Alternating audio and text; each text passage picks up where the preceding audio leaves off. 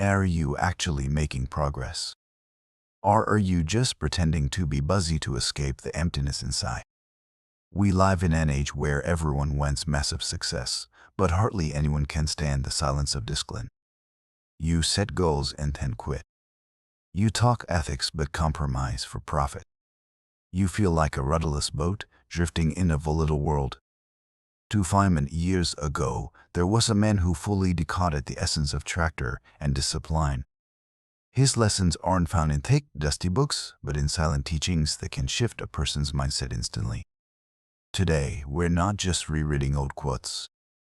I'm going to break down 20 core lessons from Confucius and turn them into a specific roadmap. Most importantly, at the end of each section, I've designed practical exercise for you to apply to your chaotic life right now. Don't look away, because the 1st point might be the final missing piece. Your soul needs to truly master your destiny. Take a deep breath. Let's start with the basics, mastering yourself.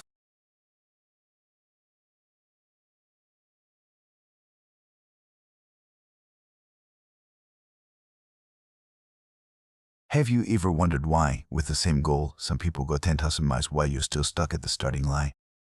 The answer isn't talent, it's self-governance.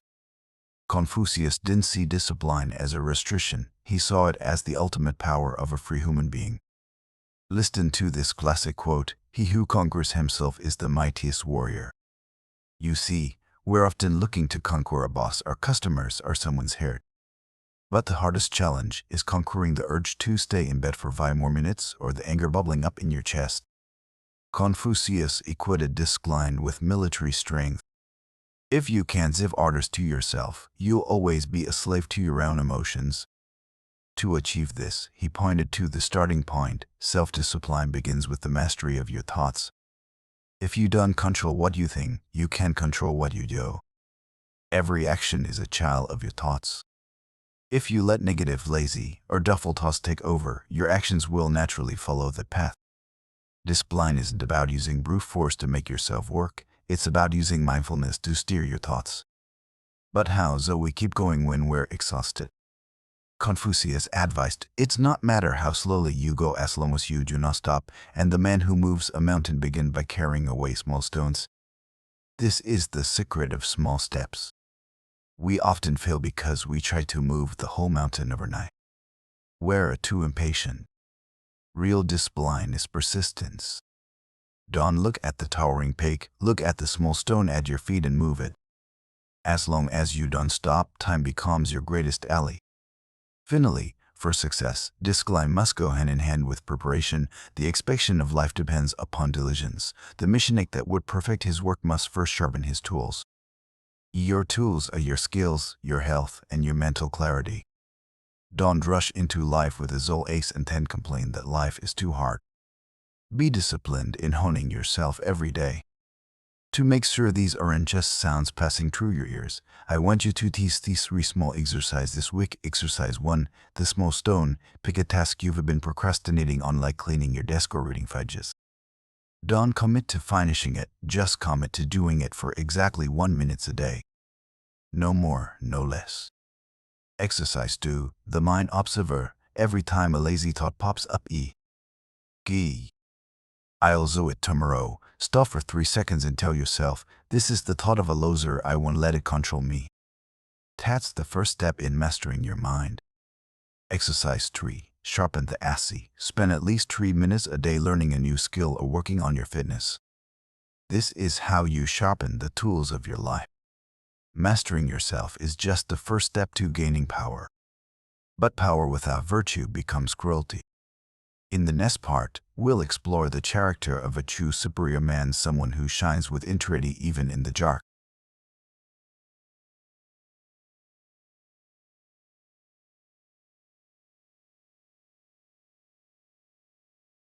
So you ever feel out of place trying to live decently in a society full of deception and materialism?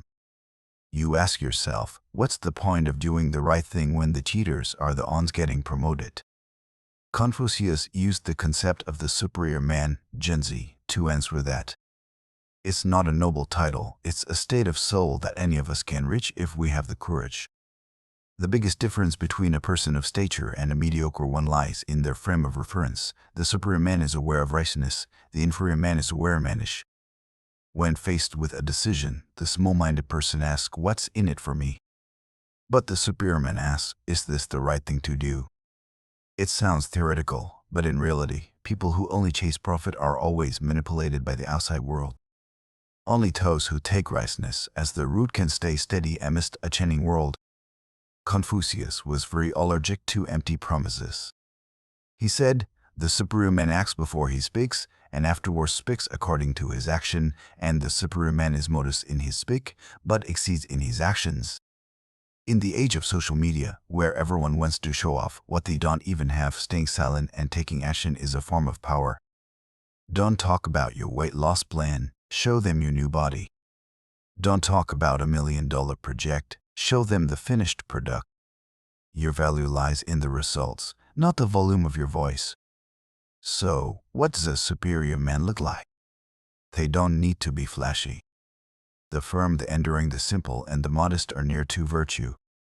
You see, there's no showing off here. Real character is often hidden in simplicity. A person who is firm in their goals, patient with hardships, simple in their lifestyle, and modest in success, that is the portrait of someone with fearsome inner strength. Finally, the character of a superior man is tested by courage. To see what is right and not to do it is one of courage. Knowing what's right but not doing it, seeing what's wrong but not saying anything that is cowardice disguised as wisdom. The discipline of a superior man isn't just iron discipline in work, it's the discipline to defend the truth, even if it makes them stand alone.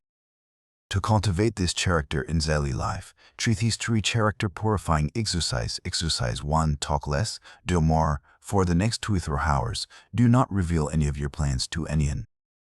Just use them in silence. Feel the power of energy building up when it's not leaking out through words. Exercise 2. Value check. Before agreeing to an invitation or a business opportunity, stop and ask, if this didn't bring me money or fame, would I still want to do it because it's right? Exercise 3. Simplify. Choose one aspect of your life, belongings, speak, or eating habits, and strip it down to the simplest version possible. Simplicity helps you rely less on external factors and return to your true value. Having the character of a superior man gives you a solid frame. But how, so you keep that frame from becoming dry and rigid? How so we constantly evolve without falling into the trap of complacency? The next section on self-reflection virtue will be the key to ensuring you never stand still. Don't miss it, because this is when we learn to look into our own darkness. Damn.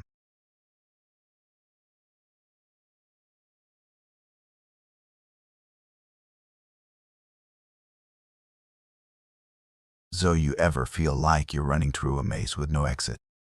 You make the same mistakes over and over, meet the same kind of toxic people, and then blame fate. Confucius said, "The one who looks outside is dreaming, the one who looks inside is awake." Self-cultivation isn't about becoming someone else, it's about taking off the mask to face your real self. Failure is inevitable, but how you perceive it defines you. Our greatest glory is not in never falling, but in rising every time we fall. Many of us see failure as a final sentence. Confucius saw it as raw material to forge character. What is the reflection here? It's that after every fall, you don't just stand up and dust yourself off, you have to understand why you fell. That is the real glory, the evolution through pain. Here is the most effective mirroring method Confucius passed down. When you see a good person, think of becoming like her, him. When you see someone not so good, reflect on your own weak points. Instead of being jealous of the talented or judging the petty, use them as mirrors.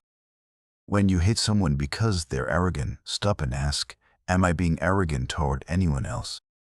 The world around you is just a zen reflection of your soul. Self-cultivation is the process of adjusting the root inside rather than trying to fix the shadows outside.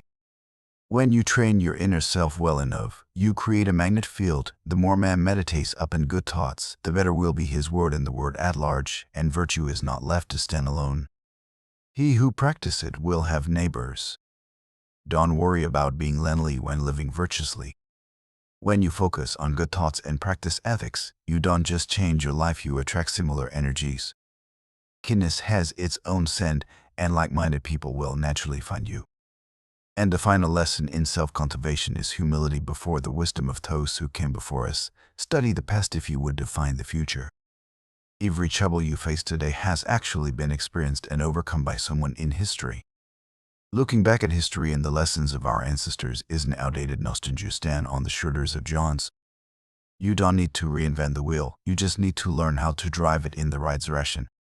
Self-cultivation is a lifelong journey, but you can start tonight with these 3 reflection exercises. Exercise 1, the two-side mirror. At the end of each day, list 1 thing you admire in someone else and 1 thing you dislike.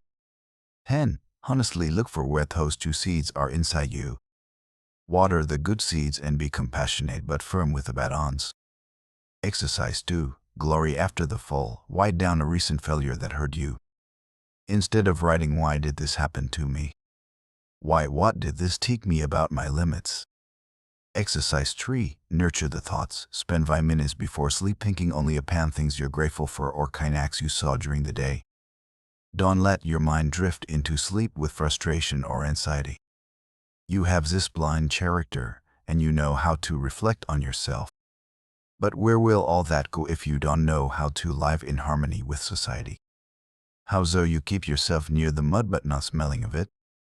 The final part on life attitude and moral values will help you solve the hardest puzzle, living in the world without losing yourself.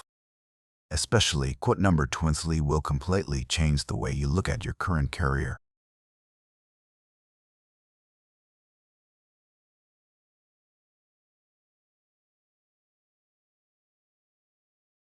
In life, the hardest thing is being successful at staying clean on the inside while you achieve it. Some sell their conscience for money, others trade their self-respect for fame. Confucius taught us that your attitude toward the outside world is the most accurate yardstick for your inner value. Every social relationship starts from a single point: respect yourself and others will respect you. Many people complain that their boss doesn't value them or their partner doesn't admire them. But ask yourself, do you respect yourself? Self-respect isn't about being arrogant, it's about self-discipline. It's refusing to let yourself so anything beneath you. When you have that radiant self-respect from within, the world will automatically adjust how it treats you. Confucius gave a stern warning of the trade-offs we make. To be wealthy and honored in an unjust society is a disgrace, and fine words and an insinuating appearance are seldom associated with true virtue. In a world that obsesses over appearances, it's easy to be blinded by flattery or fast money. But remember, character isn't about the car you drive or the flowery words you speak. If wealth is built on injustice, it's not success, it's shame. A superior person chooses dignified poverty over tainted wealth. However, Confucius didn't tell you to live a life of misery. He encouraged growth, the will to win, the desire to succeed, the urge to reach your full potential. These are the keys that will unlock the door to personal excellence. Discipline and character don't kill ambition, they make it sustainable. Crave success, but let that craving be driven by personal excellence rather than envy of others. And here is the quote that can completely change how you feel about work pressure. Choose a job you love, and you will never have to work a day in your life. When work becomes an expression of your character, when your daily tasks match your soul's passion, the line between working and living disappears. At that point, discipline isn't forced, it's enjoyed. You aren't disciplined just to get the job done, you're disciplined because you love the process of creating value. Truly live by these values, try these 3 self-positioning exercises. Exercise 1, self-respect boundaries. Write down 3 things you would never do, no matter how much you were paid. This is your no-go zone that protects your self-respect. When temptation comes, remember this list. Exercise 2, speak detox. For 1 week, cut out complaining, flattery, or backstabbing. Speak only what is true and constructive. See how your internal vibe changes when your words become cleaner. Exercise 3, finding the flow. Spend 1 minute listing the tasks where you completely lose track of time. These are the clues to your job you love. Try to bring at least 2/1 of those tasks into your daily schedule.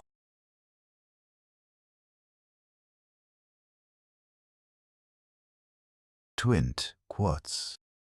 2 Ceaseland lessons, yet they have the power to shatter our procrastination. Discipline is not the enemy of freedom, It is the only path to true freedom. Character isn't something to show off, it's the armor that protects you from the storms of life. You don't need to become Confucius. You just need to be a slightly better version of who you were yesterday bit by bit, just like the man moving a mountain one small stone at a time.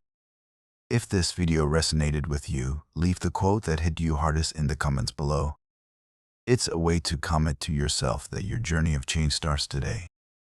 Don't forget to hit subscribe to join me as we continue decoding ancient wisdom for modern life. I am your companion on the road to finding yourself. Goodbye for now, and I'll see you in our next journey. Thank you for visiting my YouTube channel and for taking the time to watch this video. My content is simple as Stoic philosophy itself. See you in the next video where we'll continue to share the timeless values of both Stoicism and ancient Eastern philosophy. I wish you a good life. Goodbye.